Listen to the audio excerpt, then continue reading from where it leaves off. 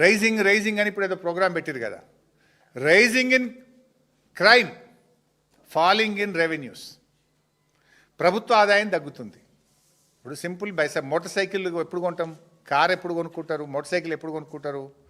ఓ రూపాయి సంపాదిస్తే ఆదాయం వస్తేనే కదా మోటార్ సైకిల్ కొనుక్కుంటాం, లేదా కారు కొనుక్కుంటాం, లేదా ఇల్లు ప్లాట్ కొనుక్కుంటాం. 2020 ఇది ట్రాన్స్పోర్ట్ డిపార్ట్మెంట్ లెక్కలు, అఫీషియల్ లెక్కలే చెప్తున్నాను నేను. ట్రాన్స్పోర్ట్ డిపార్ట్మెంట్లో ఇయర్ ఆన్ ఇయర్ ఎంత పెరిగింది ఆదాయం అని చూస్తుంటాం. పోయిన సంవత్సరం కంటే ఈ సంవత్సరం ఎంత పెరిగింది. 2023-24లో మా ప్రభుత్వం ఉంది. అంటే అంతకుముందు 22-23 కంటే 23-24లో రోడ్ ట్యాక్స్ ఆదాయం అంటే రిజిస్ట్రేషన్ ఛార్జెస్, ఫీజెస్ ఎంత పెరిగింది అంటే 10% పెరిగింది. బీఆర్ఎస్ హయాంలో గత సంవత్సరం 22-23 కంటే 23-24లో 10% పెరిగింది. దాని 24-25 రేవంత్ వచ్చింది కదా, ఎంత పెరిగింది? 3.5% తగ్గింది. పెరుగుడు కాదు, తగ్గింది, లోపలికి పోయింది. బీఆర్ఎస్ హయాంలో ఇయర్ ఆన్ ఇయర్ పెరుగుకుంటూ పోయింది. రేవంత్ వచ్చినాక 3.5% తగ్గింది. ఈ సంవత్సరం ఇంకా పూర్తి కాలేదు, బట్ యాజ్ ఆన్ టుడే ఏదో +0.5 ఓ 0.5% పెరిగింది. మేము 10% పెరిగినాం. ఈ 0.5 కూడా ఎందుకు పెరిగింది తెలుసా? ఈయన ఫీజులు పెంచిండు. మొన్న మోటార్ సైకిల్ మీద ఫీజు 5,000 పెంచిండు, కారు కొంటే 30,000 పెంచిండు, లైసెన్స్ తీసుకుంటే 200 పెంచిండు. ఇవన్నీ పెంచితే 0.5% పెరిగింది. అంటే దీన్ని బట్టి అర్థం చేసుకోవాల్సింది ప్రజల కొనుగోలు శక్తి దెబ్బతిన్నది. రాష్ట్రంలో ఆర్థిక పరిస్థితి మందగించింది. నీ పాలనలో రియల్ ఎస్టేట్ నడవడం లేదు. నీ పాలనలో ప్రజలు కష్టాల్లోకి నెట్టబడ్డారు కనుకనే నీ రిజిస్ట్రేషన్ ఆదాయం తగ్గింది, నీ ఆర్టీఏ ట్యాక్స్ తగ్గుముఖం పడుతుంది, మర్డర్లు, క్రైమ్లు, అత్యాచారాలు, కేసులు పెరుగుతూ ఉన్నాయి. ఇంకొకటి కూడా పెరిగింది, ఆంధ్ర పెత్తనం పెరిగింది. నేను మొన్న మీరు ప్రెస్ మీట్ పెట్టి చూపించిన, మీరు చూసుంటారు. ఇది ఎలక్ట్రిసిటీ డిపార్ట్మెంట్లో ఎక్కడెక్కడనో అలాంటి కోల్ ఇండియాలో పనిచేసిన వాళ్ళను, ఆంధ్రప్రదేశ్లో పనిచేసిన వాళ్ళని తెచ్చి జెన్కో డైరెక్టర్లు, ట్రాన్స్కో డైరెక్టర్లు, ఎస్పీడీసీఎల్ డైరెక్టర్లు, కీలకమైన విభాగాల్లో ఆంధ్ర వాళ్ళని తెచ్చిపెడతా ఉన్నారు. ఇరిగేషన్ డిపార్ట్మెంట్లో కూడా కీలకమైన విభాగాల్లో ఆంధ్ర వాళ్ళని తెచ్చిపెడుతున్నారు. రాష్ట్ర అంటే అనేకమైనటువంటి విషయాల్లో ఇవాళ వాళ్ళ రోల్ పెరిగింది. తెలంగాణ ఆత్మగౌరవం దెబ్బతింటుంది. అక్కడ విజయవాడలో కట్టుకొత్తే ఇక్కడ బల్బు వెలుగుతున్నది, ఆడ కట్టుకొత్తే ఇక్కడ బిల్ పాస్ అవుతుంది. ఇది తెలంగాణ ఉద్యమకారులకు, తెలంగాణ అమరులకు ఇది అవమానించబడేటువంటి విషయం. ఇక ఈయన మాట్లాడితే దుబారా గురించి, మా ప్రభుత్వం గురించి గతంలో అబద్ధాలు మాట్లాడిండు. రేవంత్ రెడ్డి గారు ఒక క్యాంప్ ఆఫీస్ కడుతుండే. ఇప్పుడు మొదలు దానికి 10 కోట్లు శాంక్షన్ చేసిండ్రు. సాల్తలేవంటే 30 కోట్లు శాంక్షన్ చేసిండ్రు. 30 కోట్లు చాలతలేవంటే 70 కోట్లు శాంక్షన్ చేసిండ్రు. ఇప్పుడు 70 చాలతలేవంటే 100 దాటుతుందట. మళ్ళీ అది ఎక్కడ కడుతుండ్రు? ఇది MCHRDలో దాదాపు 100 కోట్లు పైచిలకు ఖర్చు పెట్టి ముఖ్యమంత్రి గారు క్యాంప్ ఆఫీస్ కడుతుండ్రు. అవసరమా నీకు 100 కోట్లు? పేదవాళ్లకు ఫీజు రియంబర్స్మెంట్ అడిగితే నన్ను కోసుకత్తి నుండి పైసలు లేవంటాడు. ఈయన ఫుట్బాల్ షోకుల కోసం, ఈయన ఫుట్బాల్ ఆడడం కోసం, ఈయన ఒక్కడి కోసమే 5 కోట్లతోని స్టేడియం కట్టుకున్నాడు MCHRDలో. 5 కోట్లతో స్టేడియం కడతావు, 100 కోట్లతో రాజ్మహల్ కడతావు. నువ్వు ఆయన ఎవరో మెస్సీతో ఆడతా అని చెప్పి ఆయనను తెచ్చి ఆడడానికి 100 కోట్లు ఖర్చు పెడుతుండు. దానికి మళ్ళీ ఆయన రావాలంటే ఉత్తగా రాడు కదా. ఆ మెస్సీతో ఆడడానికి కోట్ల రూపాయలు ఖర్చు పెడుతుండు.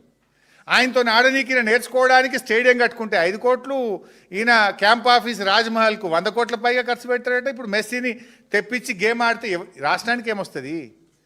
అరే నాకు దళిత బంధు ఇస్తే నా తమ్ముడు బతాడు, మా ఫీజు రియంబర్స్మెంట్ ఇస్తే మా చెల్లె చదువుకుంటుంది, గా పిల్లలకు హాస్టల్లో అన్నం పెడితే కడుపు నిండా మా పిల్లలు బాగుపడతారు. గా పని చేయవే రేవంత్ రెడ్డి అంటే నేను 100 కోట్లతో క్యాంప్ ఆఫీస్ కట్టుకుంటా, 5 కోట్లతో ఫుట్బాల్ స్టేడియం కడతా, వాడిని ఉన్న మెస్సీని పట్టుకొచ్చి 100 కోట్ల రూపాయలు ఖర్చు పెట్టి నువ్వు ఫుట్బాల్ ఆడితే మాకొచ్చేది ఏంది? ప్రజలకేం సంబంధం నీ ఫుట్బాల్ షోకులు? నువ్వు మెస్సీతో ఫోటో దిగుతేంది, షేక్ హ్యాండ్ ఇస్తేంది, నువ్వు ఫుట్బాల్ ఆడితేంది, ఇంకేం చేస్తే మాకెందుకు? ప్రజలకు ఇచ్చిన హామీలు అమలు చేయి. 6 గ్యారెంటీలు ఎప్పుడు అమలు చేస్తావో చెప్పు. లేదంటే ప్రజలు నిన్ను ఫుట్బాల్ ఆడతారు. ఇక 2 ఏళ్ళు అయితే అయిపోయింది. ఆ టైం కూడా ఎంతో దూరం లేదు. ప్రజలు నిన్ను ఫుట్బాల్ ఆడే టైం ఎక్కువ దూరం లేదు. అంత ఆత్మస్థుతి పరనింద తప్ప ఏమున్నది? 2 ఏళ్లలో తిట్టిందే తప్ప కట్టింది ఒకటి ఉన్నదా? మాట్లాడితే తిట్టుడే. ఆడ పోయి మొన్న కూడా తిట్టిండు నాగార్జున సాగర్ దగ్గర, నల్గొండల, దేవరకొండల. తిట్టుడే తప్ప నువ్వు కట్టింది ఏమున్నది? కూలగొట్టుడు తప్ప, ఎస్ఎల్బీసీ కూలగొట్టుడు తప్ప నువ్వు కట్టింది ఏమున్నది?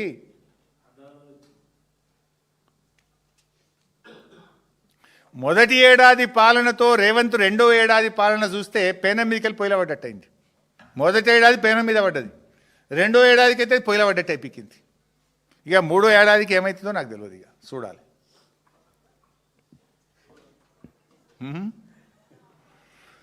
ఇక అదేందో పెట్టిండు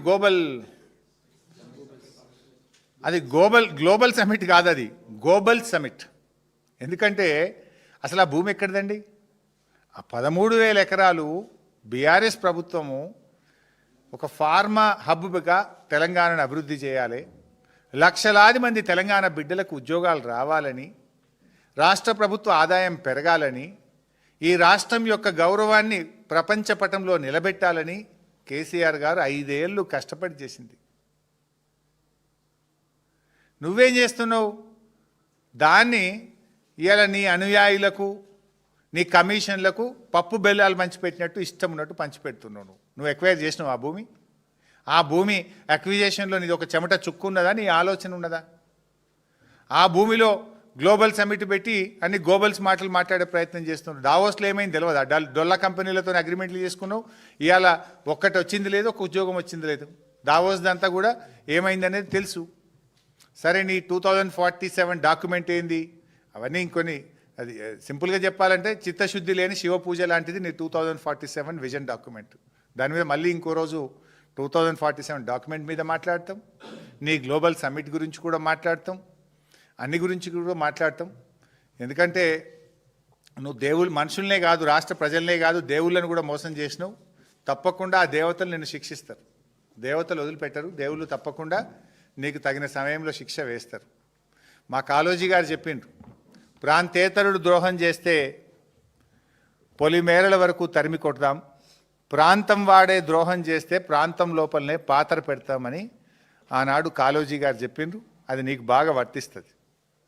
నువ్వు రాష్ట్ర ముఖ్యమంత్రిగా ప్రజల అవకాశం ఇస్తే నువ్వు ఇలా ఈ రాష్ట్రాన్ని అధోగతి పాలు చేస్తూ, రాష్ట్ర ప్రజల్ని, దేవుళ్ళను మోసం చేస్తూ, ఇలా 2 ఏళ్లలో నీ పాలన కష్టాలను తెచ్చిపెట్టింది. ప్రజలను, అన్ని వర్గాల ప్రజల్ని నువ్వు గోసపెట్టినవు. తప్పకుండా ప్రజలు నీకు తగిన గుణపాఠం చెప్పే రోజు